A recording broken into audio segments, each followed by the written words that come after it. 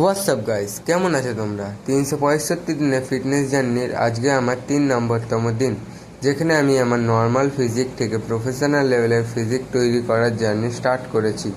তোমরা প্লিজ আমার like, subscribe এবং ভালো ভালো কমেন্ট করো, আমাকে মোটিভেট করো যাতে আমি ভবিষ্যতে এর থেকেও ভালো ভিডিও তোমাদের কাছে পৌঁছাতে পারি।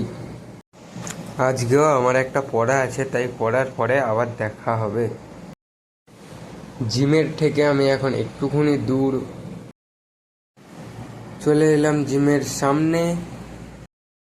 আজকে মারবো লেগ আর শোল্ডার। জানি লেগের ভিডিওটা বানাতে পারলাম না, কিন্তু একবার শোল্ডারটা দেখো। আগেও বোঝা যেত না, এখনও বোঝাই যাচ্ছে না।